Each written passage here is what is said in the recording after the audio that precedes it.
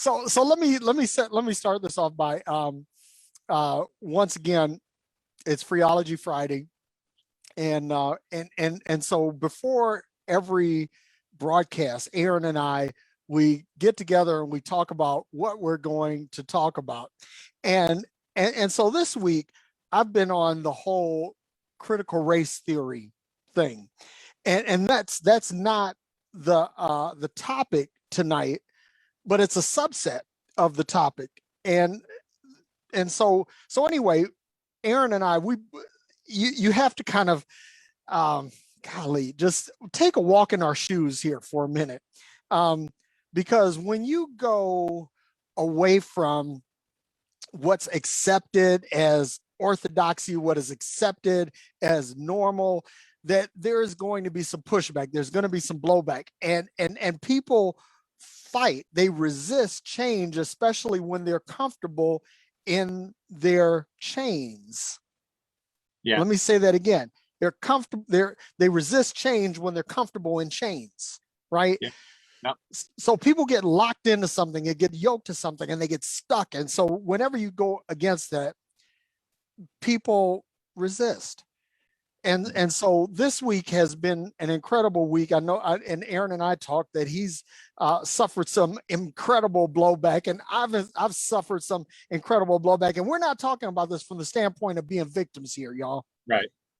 This is just, it's shit that people go through when they change their minds, right, when they change their perspective. So with that being said, today what I want to talk about, or we want to talk about, is righting wrongs. Because here's the thing, you can't change the past. The past is immutable. It once it's done, it's done. You can't fix it, you can't change it. But what you can do is you can acknowledge that a wrong has been done, that you can provide some measure of redress for that wrong, and that you could put things in place to make sure the wrong doesn't happen again. And those are the things that I wanted to throw out here today, because there's a lot in this world, in this country, in our own personal lives, where we may have done someone wrong or done something wrong. And at some point you have to go back and kind of tighten this up. So let me start with an example. I'm going to talk about me so that I don't piss anybody off. That when I, quote unquote, went into the ministry, almost 30 years ago, that you have to understand that before that, I was what you call a real scorched earth motherfucker. Mm. And I had understanding of how to accurately and acutely fuck with somebody. And I had time and I had money. Mm. Knowledge, time, and money are like the holy trinity of revenge. Mm. And I had it all in spades. Wow. And so what I did is, like, when somebody crossed my path, when somebody did me dirty, I made it a point to make their lives miserable. Mm. So when I had this ministry moment and I said, God, I'm going to do what it is that you called me to do, I had to go back and say to some people, y'all, I'm sorry. Yeah. I fucked up. And there were some people that said, hey, Derrick, I really appreciate that. Mm-hmm. And we've made amends and we've been able to go forward together. Then there are some people that have said, I accept your apology, but fuck you nonetheless, Derrick, because, this just means that I don't have any more animosity toward you. But then there were some people that said, Derrick, you can go fuck yourself with a glass-studded dick. Basically, that there is no bridge forward for us. Right. And that is it. But I did my part to try to make amends for what I did. And I understand that I couldn't go back in time. I wasn't like Sherman and Peabody. I didn't have a Wayback Machine that I could go back and say, okay, let's set this right. Right. Didn't have that. Right. But I was able to do some things and also address some things in my character. Right. To make sure, like we've talked about shadow work, doing the shadow work to make sure that these dark recesses, that they're addressed so that I don't do this again. Right. So I've done a lot of talking, Aaron. So I'm going to shut up now because I know you have a lot to say on this. Well, I think when we talked earlier, the thing about righting wrongs, there's individual wrongs, which you brought out, right? Yep. That we can do our best to fix or make amends. And it's really important. I was talking to somebody yesterday whose son was on drugs, did a lot of terrible things when he was on drugs, stole from family, slept in crack houses instead of at home with his kids. And he's since gotten himself cleaned up, but he never got into any kind of a support group or therapy or anything. He just, he corrected himself as far as his drug use, but he's just buried in the shame of all the things that he did. And so I suggested, you might suggest to your son getting into a 12-step group, because this is important, because 12-step groups, one of the steps, I can't remember which one, is about going back and doing your best to make amends, because sometimes that's the only way we can get over the shame and guilt of what we did. It's a pathway forward. It's not enough sometimes to just say, well, I'm forgiven, or it's in the past, or I'm a changed person. Sometimes for our own psychological well-being and to get past that guilt and shame, sometimes we have to go back, right? Yep. And talk to people and make amends for the things that we did that were harmful to them. So I think, that serves multi-purposes, not just for the other person, but for you as well when you do that. But then there's the corporate aspect where we can do things corporately. So for me, being part of the evangelical Christian movement, and at one point being never extremely outspoken, but outspoken enough about the gay, lesbian, transgender issue, and realizing I was part of a system that terrorized, literally, that group of people. Yeah. And so for me, going back and making amends looked like going to a couple of my gay relatives that I have and talking to them, saying, look, I've grown, I've changed. Whatever personal injury I may have caused you or pain, I'm sorry, but I want to understand. Let's talk about this. And my niece was one of those people, and I remember she just broke down and cried right in front of me. And one of the really sad things, she married a woman before me and the rest of my family got this issue sorted out. So she had her wedding without her entire family there, and that was something that was really painful for her, right? So just being able, and that's, sometimes when we make mistakes and it's time to make amends, we let our own shame, our own feelings of shame get in the way, when really sometimes the path forward is just sitting down and having a conversation and saying, look, I've grown, I've changed, life has taught me some things, my eyes are open, whatever, however you want to say it, and just listening. Yep. And finding a path forward there. So you've got the individual component, but you also have this systemic component. Now, again, Derrick, I wasn't one of those guys that was out there. I never preached a whole message on the sin of homosexuality. Yeah. Or, we didn't preach sin, really. But I was part of a system that was harmful. And so being able to own my part of participating in a system and sitting down with the people against whom that system perpetrated. And, for me, that started live video or a YouTube video we did, year and a half ago or whatever, after Ahmed Aubrey, with you and Kyle and Vanessa. Yep. And just as a white person saying, let's have a conversation. Let's talk about this. I don't want to be defensive. I want to understand. And that's opened my eyes to a whole other issue of systemic oppression that I was a part of, even though I wasn't outwardly ever racist or bigoted to the best of my knowledge. Yep. And it's not that hard.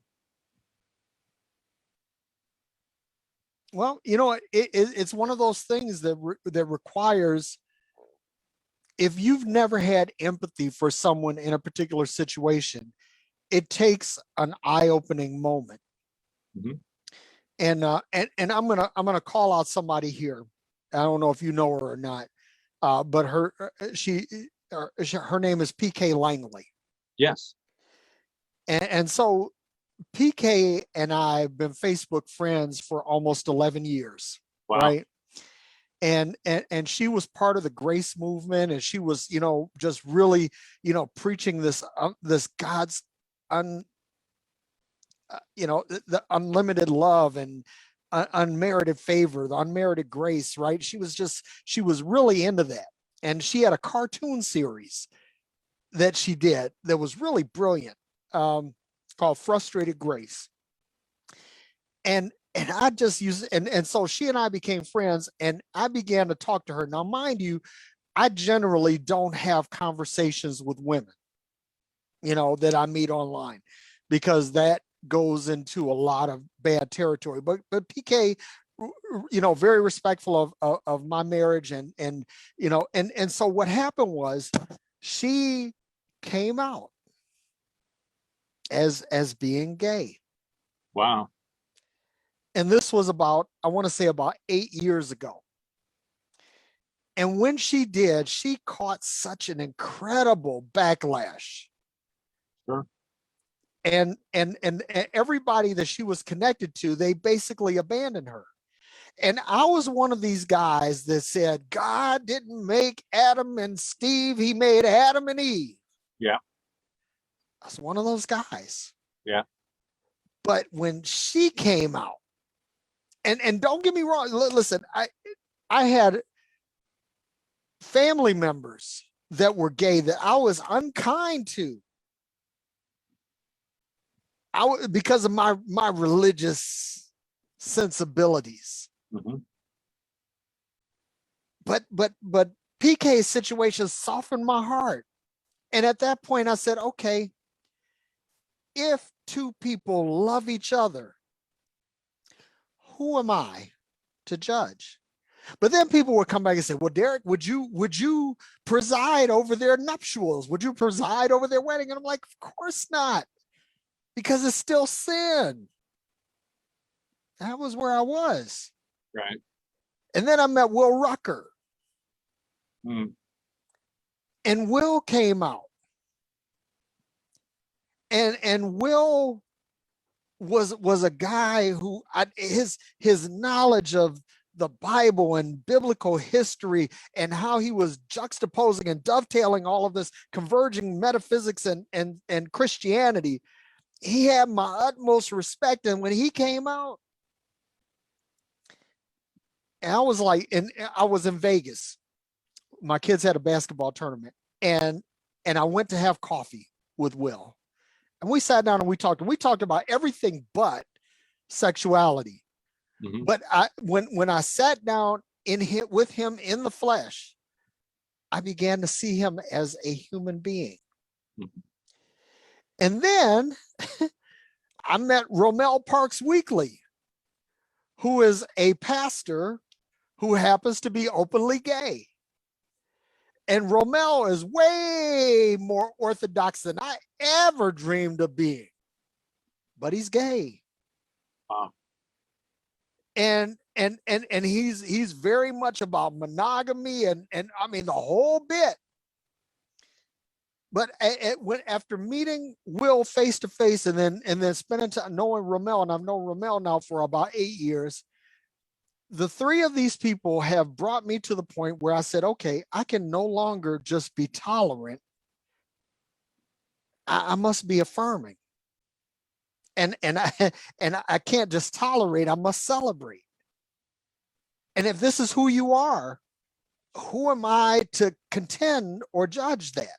Right. And that's so part of my relationship with these three people is that I have to make redress for the things that I've done wrong. I can't go back in the past and unpreach what I preached. I can't go back and unsay what I said. But what I can do is I can acknowledge that when it comes to loving relationships, and I don't care whether they're monogamous, polyamorous, polygamous, that ain't for me to judge. If it's all consenting adults and everybody love each other, who am I to judge? Now I'm like, okay, if you're gay, if you are part of the LGBTQ community in any way, shape, form, or fashion, I'm sorry for the damage that I've done. Can't undo what I've done, but I will take the mantle of supporting you and affirming you, and I will introspectively look at my heart and mind to make sure that I don't do that again. Yeah. And not only do I not do it to you again, but I don't do it to anybody else. Right. So anyway, sorry, I was on a tear there. I think it's important, and I want people to understand, at least from my heart, and I know this is yours too, Derrick, that part of the reason that I do what we do and that we do what we do, part of the reason I'm so outspoken on these issues, that caused me a lot of personal grief. And people need to realize that. And again, it's not playing the victim, because I understand that that comes with the territory. I mean, it's a conscious choice on my part to realize this is going to be the backlash, and I'm willing to endure it. And the reason that I do that is because I was so outspoken before. Not necessarily, again, we were never really against anybody, no, but there were those subtle prejudices, like God created Adam and Eve, not Adam and Steve, those little offhanded remarks that we would make, or the not fully embracing, yes, you can come to our church, but you can't be involved, or you can come to our church, but we won't marry you. Right. Those little subtle things that we do and that we did. So in the integrity of my heart, I can't be outspoken on a set of beliefs that was popular and then not come back and be just as outspoken for something that I deeply believe in. That makes me unpopular in my circles. Yeah. Right.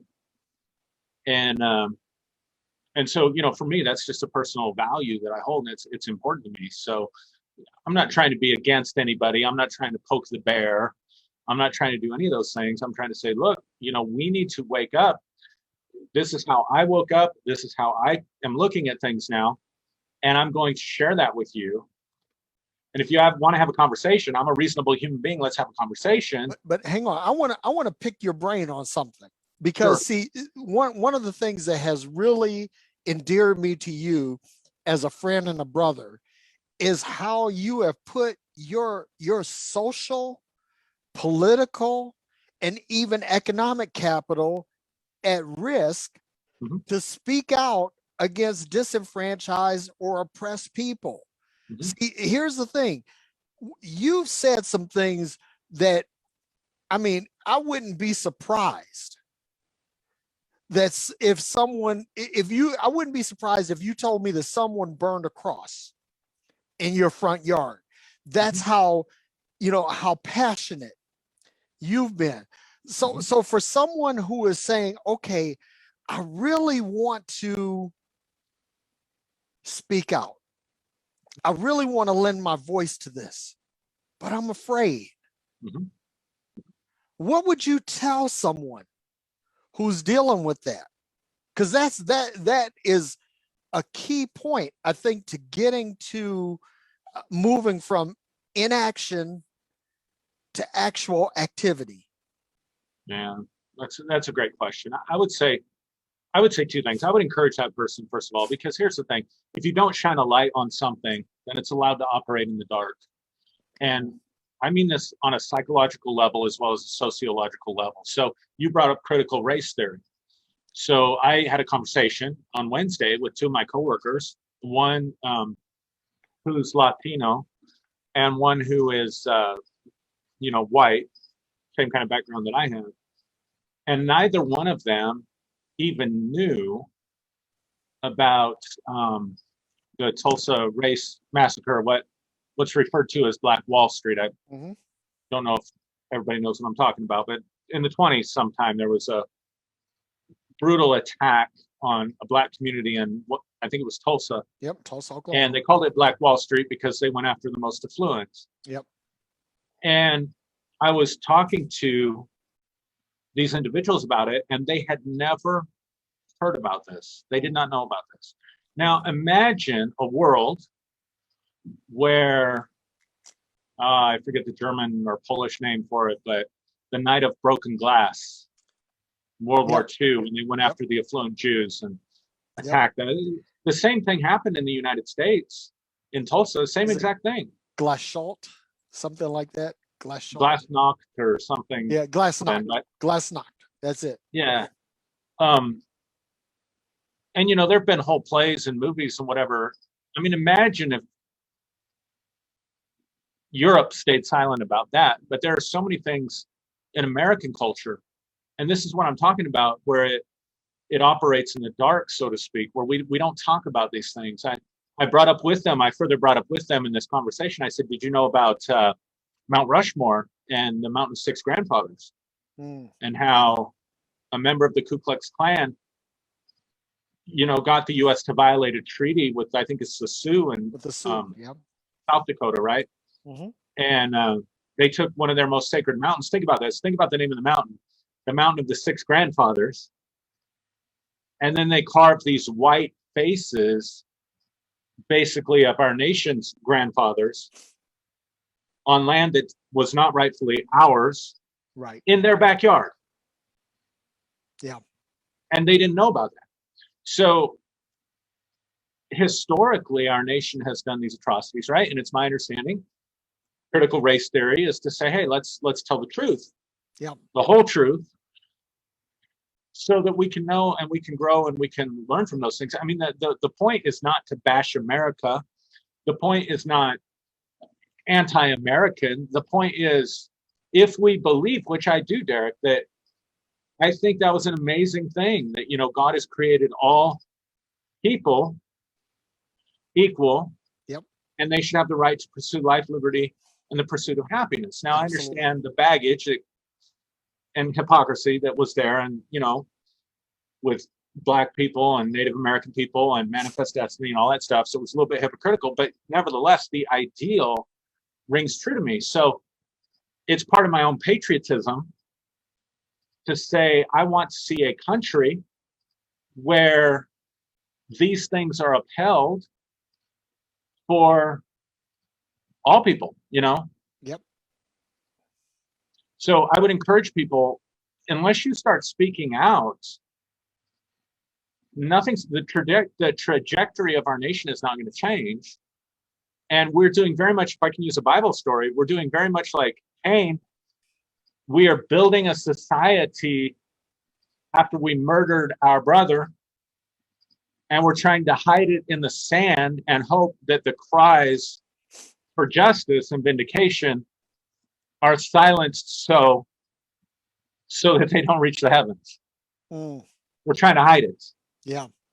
And so all I'm saying is, let's don't hide it. That's the first thing I'd say. And the second thing I'd say is be ready. I mean, make sure you've done the work so that you have the fortitude to withstand what's going to come at you. And if you haven't done your own work, so that you have the fortitude to stand what's going to come at you, and don't go at it self-righteously. Don't think, I've got it all. I'm different. I set myself apart from other white people because I get it and they don't, because that's about the time you're going to say and do something stupid and realize, okay, I don't really understand. And you're going to quit listening to the voices of the oppressed that you really need to listen to.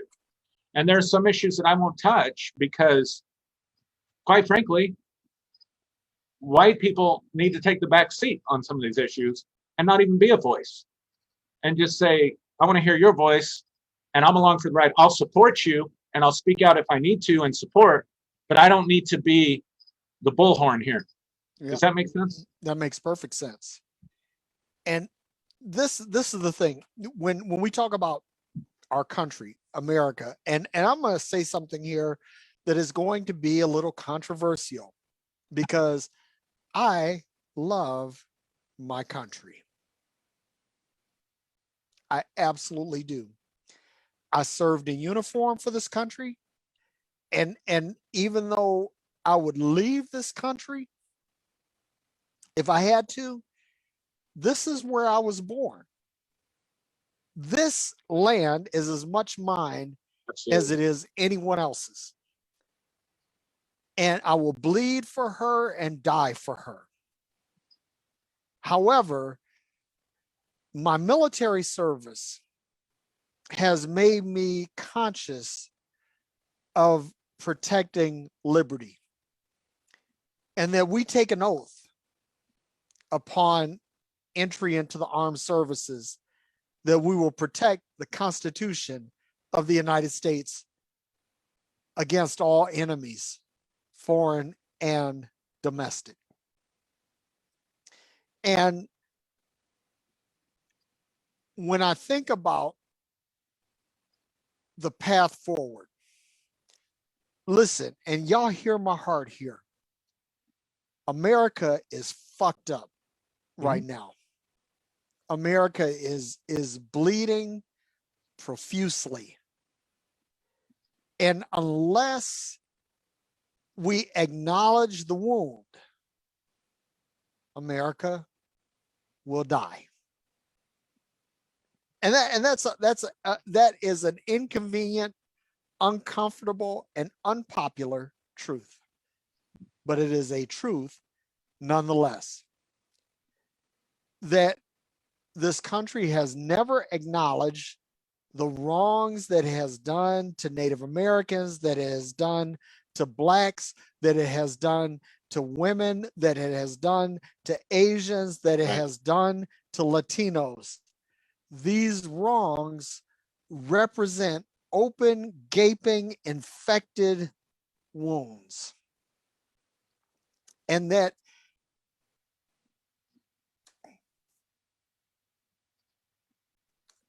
unless, if you are diagnosed with cancer, you can be treated for cancer and you can overcome cancer. But if you have cancer and you're in denial about the cancer and you refuse to seek treatment for the cancer, that cancer will spread and it will kill you. And this is where we are. So when I talk about righting wrongs, critical race theory, understand this is not a panacea. It is not a magic bullet. It will not fix everything, but it is a step in the right direction. That when you can at least acknowledge, you know, I've seen people that have DUIs, and I've seen people that have had DUIs that have led to the injury or death of others. And that in the courtroom, in order for them to get any measure of leniency from the judge, they have to exhibit some measure of contrition. And that when they exhibit this measure of contrition, then a plan is put forth in place to administer redress from the injuring to the injured party. And then the healing can begin. But if it's never acknowledged, and see, this is where we are right now. And I'm gonna say this: Republican Party, Republican supporters, that if you are against this, what you are saying is that you are opposed to the healing of the land. And so for those of you that like to quote Second Chronicles 14 or whatever it is, Yeah. you know, that 14. that if my people who are called by my name will humble themselves and pray, and I will heal their land. Listen, your land is not going to fucking get, first of all, that doesn't apply to you. That's number one. But even if it did, if you're not willing to humble yourself and pray to offer some redress for the damage that's been done, then guess what, dog? It's not going to go down for you. It's not going to happen. Right. Anyway. Right. Time to take a drink.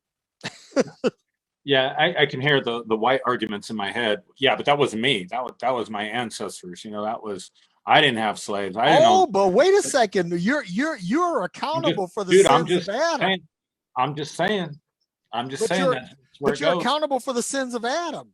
You must be born again to overcome that. So if you must be born again to overcome the sins of Adam, then maybe you must be born again to the sins of your father in order to heal this land. I'm just saying. Yeah. But that's where the white mind goes immediately. I didn't do that. I didn't, you know, I live in Pueblo, Colorado, and it was what was a lot of things, but it was a Native American homestead. And in order to conquer the people, what the American government did was give them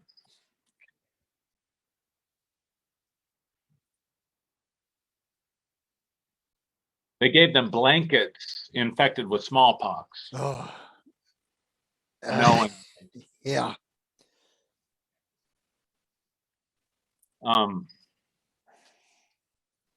You know, I don't know what to say about that. I mean, I don't know what to say about that. But if we're not taught that in school, I mean, why can't we be proud of our country because of the guiding principles, like I said before, of liberty, of democracy, that you have a voice in your government? We got the Republican Party going out and passing laws, trying to make it more difficult, specifically for people of color to vote. That's not democracy. That's hypocrisy. Come on, man.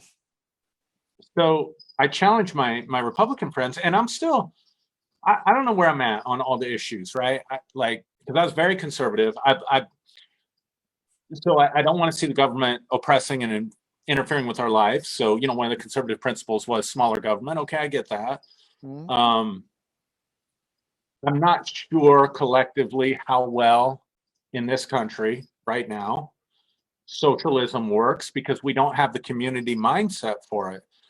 And what I mean by that is, like, when we were being told to wear masks for the pandemic, and it became a political statement to the people on the right, you're wearing a mask. And these people came out, nurses, respiratory therapists, whatever, saying if you wear a mask, you're going to get, I don't know, too much carbon dioxide in your blood. Yeah, carbon dioxide poisoning. And I'm like, they've been doing this in the Asian culture for decades, because they have a sense of belonging to the community. Right. They have a sense of community responsibility, right? So I was telling you before we came on, there's a gas shortage here right now where I'm at. And I was just at our corner store, and there was a line all the way out to the street of people getting gas, and there were people gassing up their boats for Father's Day.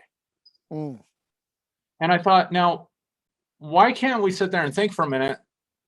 There are other people that need gas in their vehicles to go to work. Maybe, just maybe, I don't have to be out on the reservoir this weekend with my boat, and I could think about my neighbor, right? But we don't do that. So I don't know how well socialism would take in America, because we're so selfish. We're not socially minded in that sense, in terms of our responsibilities for our neighbors and stuff like that. So I don't know where I land on all that stuff, but so I can, what I'm trying to say, Derrick, is I can affirm some things that my conservative friends and brothers and sisters are saying out there. I understand the concerns. I understand where they're coming from. What I don't understand is not being vocal about the Trump shit show and the January 6th debacle. Yeah.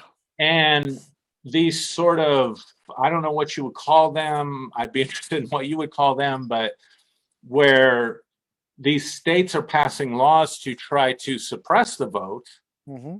from that motivation specifically, under the guise of, well, this election was stolen, when there's absolutely no evidence. In fact, there is evidence. The evidence is contrary to that. Yep. And you guys will sit out there, my Trump friends, which won't watch this probably, but I challenge them to their face. You guys will sit out there and say nothing. You will sit out there and tell me, well, I don't agree with everything about Donald Trump, and I don't agree, with this, and this. But you don't say anything to anybody where it really makes a difference. You only say that when you're put on the spot by me. And I would think, if you are a true conservative, that you would want to distance yourself. Like, here's me. Like, if I was still embracing the whole conservative pillars of smaller government and capitalism and pull yourself up by the bootstraps and strong military and strong national defense and all that stuff, Mm-hmm. I would still want to distance myself. I would want to go out of my way. When I was a Christian, I was never a hateful Christian. I was never someone who was against stuff. I believed what I was preaching. I believed it could help people. I believed it was the answer. And I was putting it out there without discrimination. And I would publicly go out of my way to distance myself from Pharisaical, legalistic assholes I would go out of my way to separate myself and differentiate myself from the KKK. Yeah.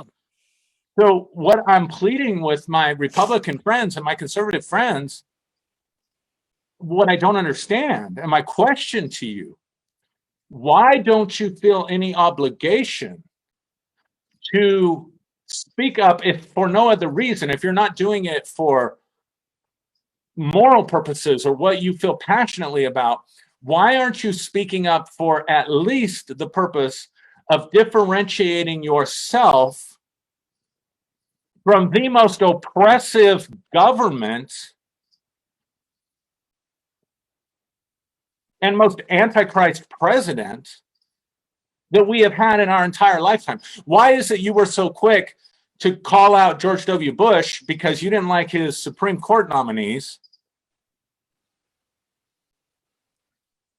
but nobody can call out your guy on any of his bullshit? And you say nothing to differentiate yourself from that group. Hold on to your conservative principles. Vote your conservative principles. Fight for your conservative principles. But at least differentiate yourself from what you are telling me privately is bullshit, but you're too, I don't know what, to differentiate yourself in any way in a public forum. All right, I said a lot. You said a mouthful and you said it all right. When Barack Obama was elected president in 2008, I supported him as a Republican, as a conservative, because I believe that his presidency represented some righting of some wrongs of this country. And that because he would become president, I would be able to tell my 5 black sons that you can do anything, even become president of the United States. But with the election of Donald Trump, it proved that there were people in this country who were not only committed to not righting the wrongs, but were willing to double down on the wrongs.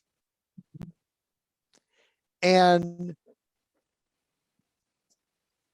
I'm going to say this, that the 4 years of Donald Trump have completely and totally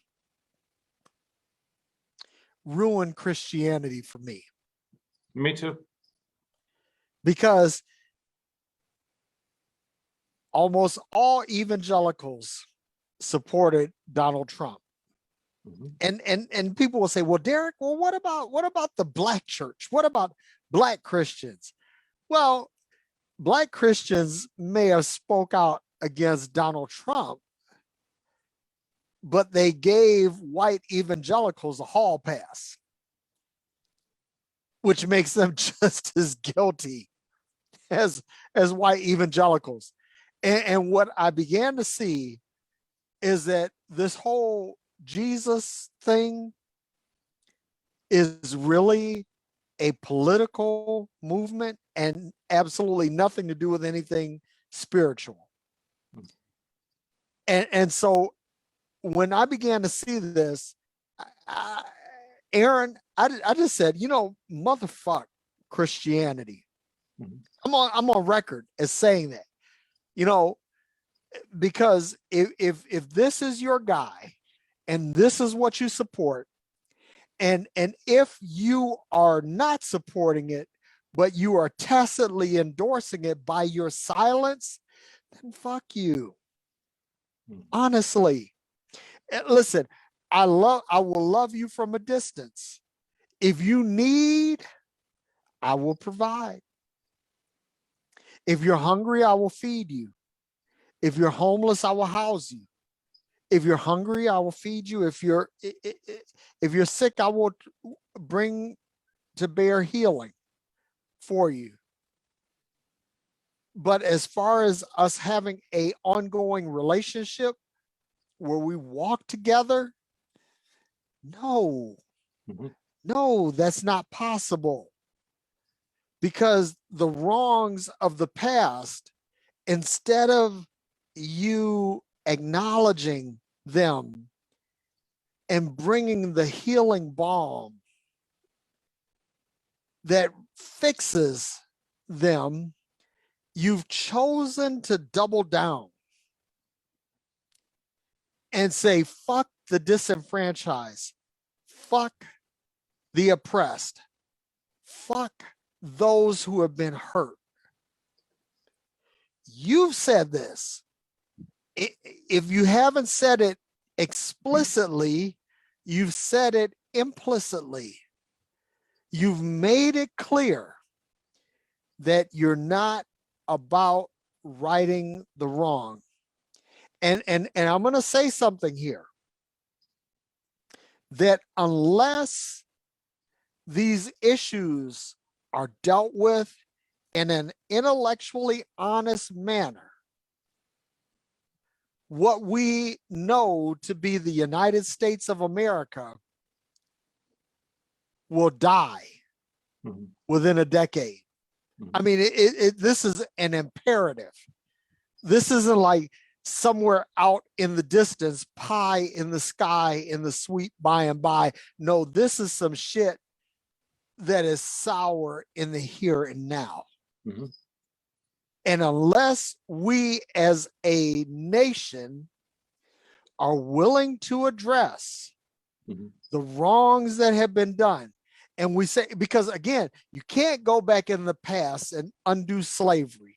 You can't go back in the past and undo women as property. You can't go back in the past and undo the wrongs that were done to Chinese and Japanese Americans. You can't go back in the past and undo what was wrong, what was done wrong to our Latinx brothers and sisters. However, we can say that the path forward involves bringing all parties to the table, that we say that the lumber of our ideology shall be used to build longer tables instead of taller fences until we get to that point.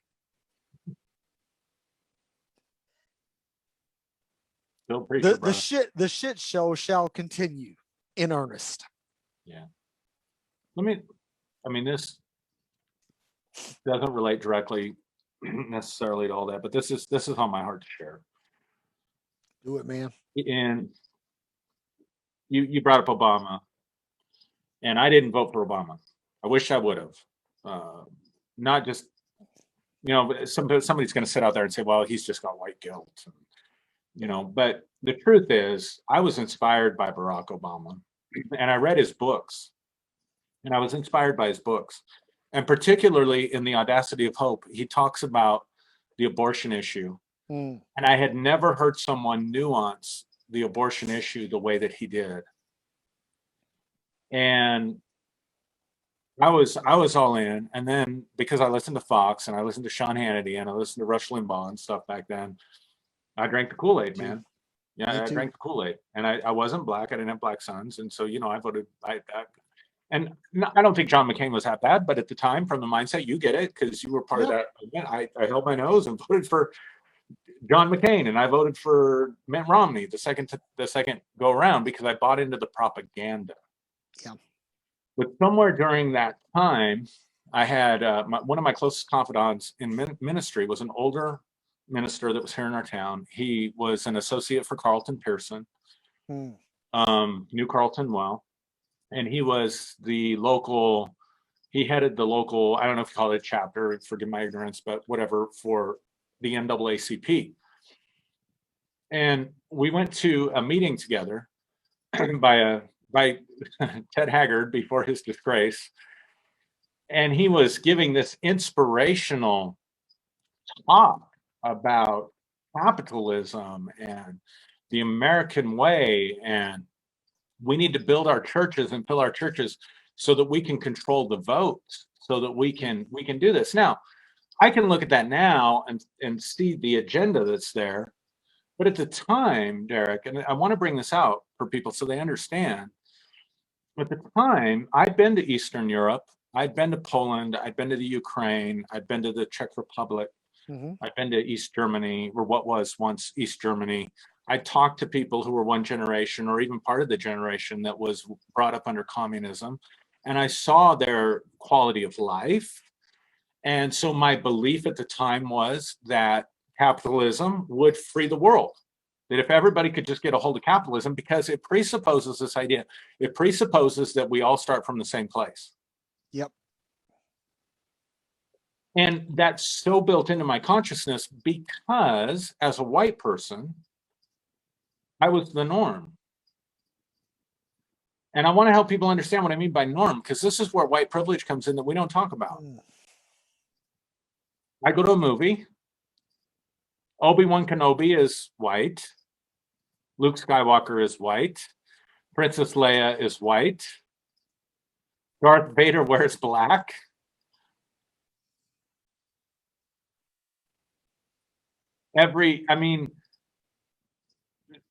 So all these things are reinforcing for me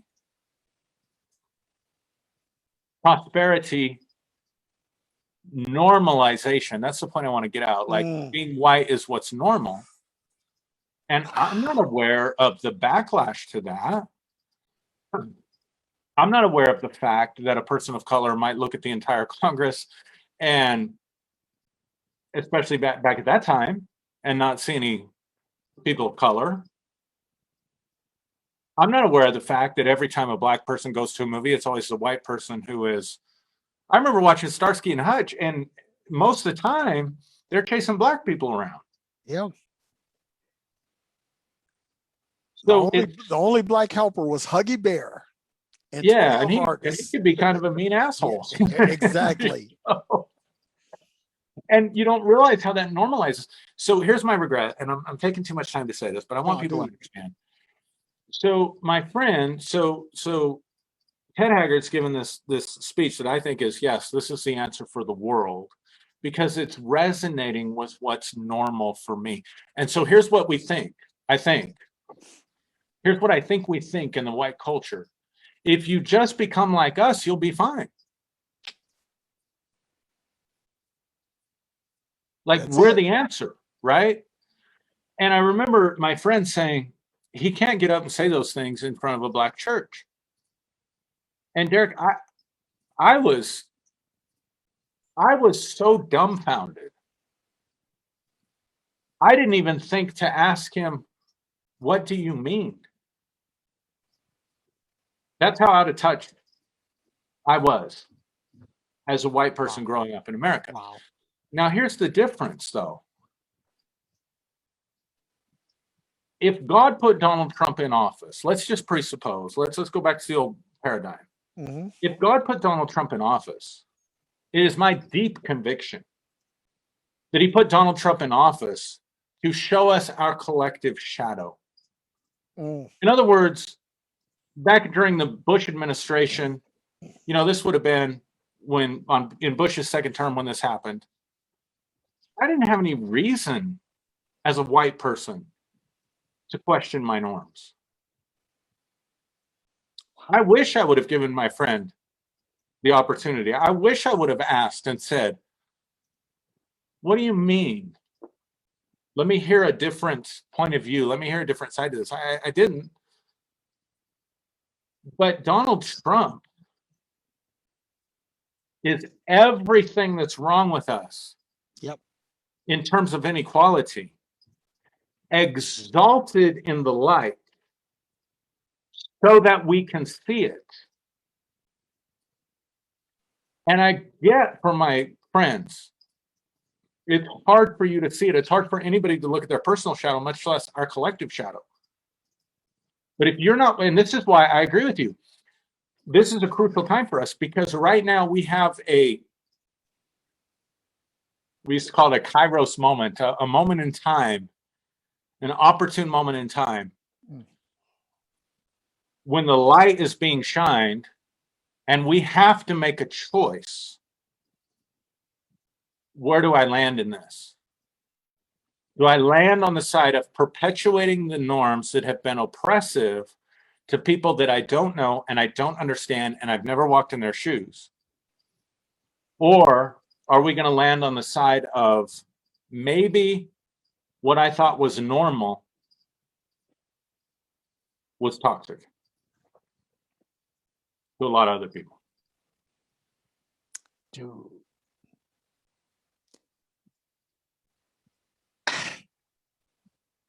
You know what?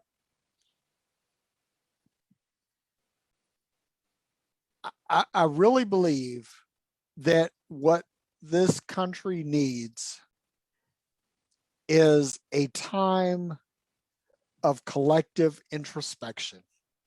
Mm-hmm. That we begin to look at who we are as a nation, much in the way we would look at ourselves as individuals. And that if we are willing to take this introspective look, then we can perform a little bit of self-diagnostic and say, okay, I'm sick. Something's wrong. And how do I go about fixing this? But I think that the most grievous sin of this country, if you will, because I don't like the whole word sin, but yeah, the greatest offense is that we are unwilling to look at the problems, the difficulties that we face, and the wrongs that we have done. And that in order to move forward as a nation and to say that that we're going to build a bridge forward, that it absolutely means that we address the problems that we caused. In other words, we have many self-inflicted wounds. You know, and I don't want to mess with anybody who's dealing with mental illness, but I've known people that have been in the cutting, where they cut themselves as a means to discipline or punish themselves. But you can't get past the cutting until you realize what it is that's causing you the anguish that makes you want to damage yourself. So we have to get past that. And that begins with taking a look at and taking stock of ourselves. So you had mentioned early on in the show the difference between individual and collective or corporate. And so now we are at a point where we can look at these things individually, but now we have to bubble them up. It has to be a bottom up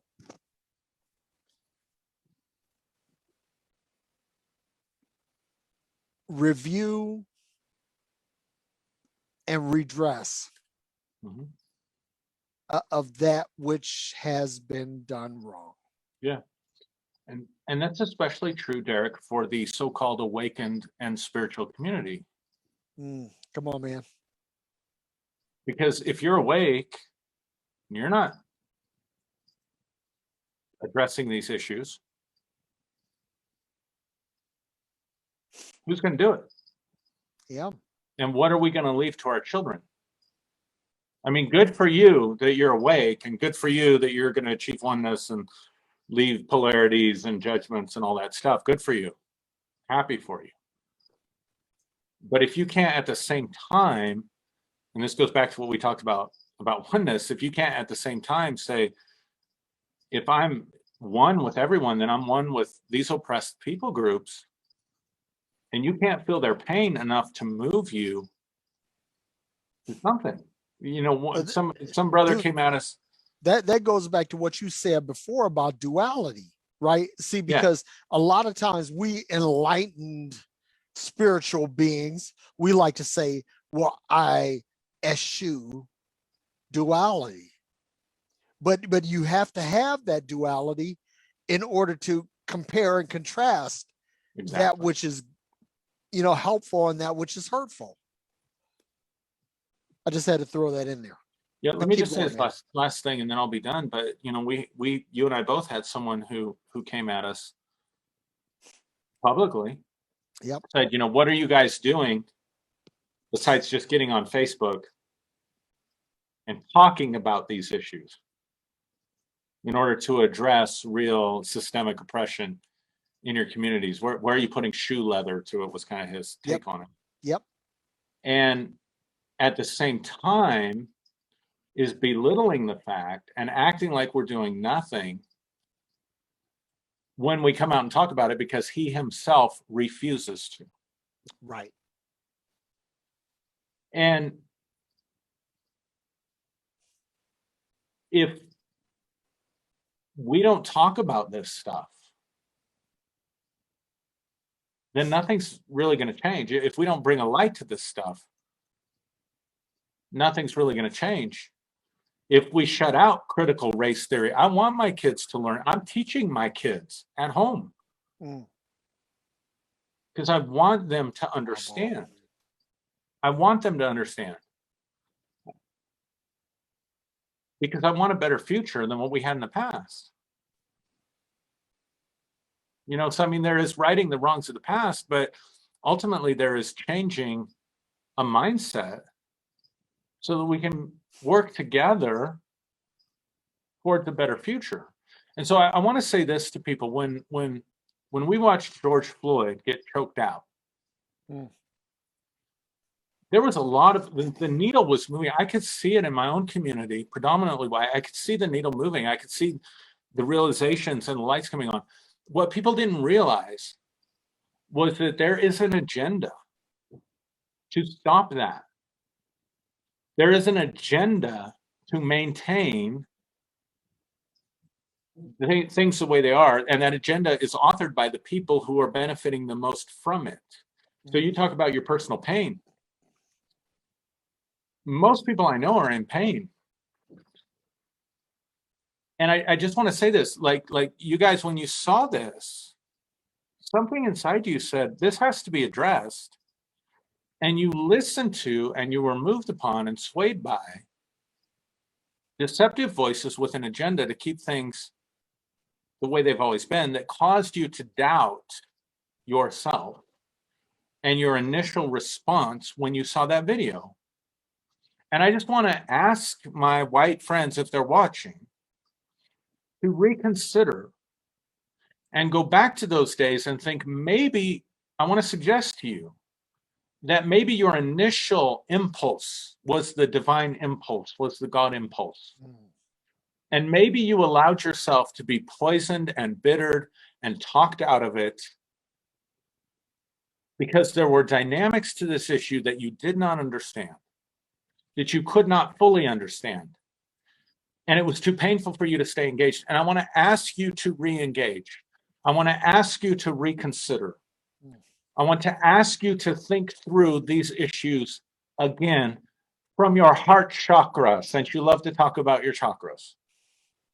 From your heart chakra, from your intuition, from a sense of universal consciousness, rather than from a sense of personal preservation and, oh yeah, let's just maintain things the way they've always been. Wow. Dude, there is nothing that I can add to that. That is a good place to close it down. You know, all I can say is that if you know that you know that you know that you know that you have either done wrong or participated in or have been the beneficiary of something done wrong, that something should be triggered in your heart to make it right. And that's pretty much all I have to say, Aaron. That's pretty much all I have to say. I spoke a lot tonight, but I was able to get some things off my chest. So thank you for the platform. No, dude, listen, here's the thing. I honor and celebrate you for being bold enough to lay it all on the line. Because here's the thing, people don't want to expend capital for things that don't directly impact them. That's natural. Right. But for you and for the people that do expend this capital, it speaks volumes about your humanity and your divinity. So I'm grateful. I'm grateful. And I thank you, my brother. Thank you, man. Love you. So until the next time, you know, we'll be back next Friday, and good Lord willing, that I always say good Lord willing. God, I need to stop saying that because I don't have a Lord. I'm not a slave. Come on, man. Those habits die hard. Go ahead, man. Those habits die hard. They do. They do. And it's funny because I was saying that to my son earlier. and I was saying the good Lord willing, and he looked at me and I was like, no, it's a bad habit. It's a bad habit. But we will be back, and we'll take on something else that's just as difficult, because that's what we do. Yeah. And so, Aaron, once again, namaste, my brother. Namaste, man. Thanks everybody for watching. And to everyone watching, may you be happy, may you be well, and may you be filled with peace.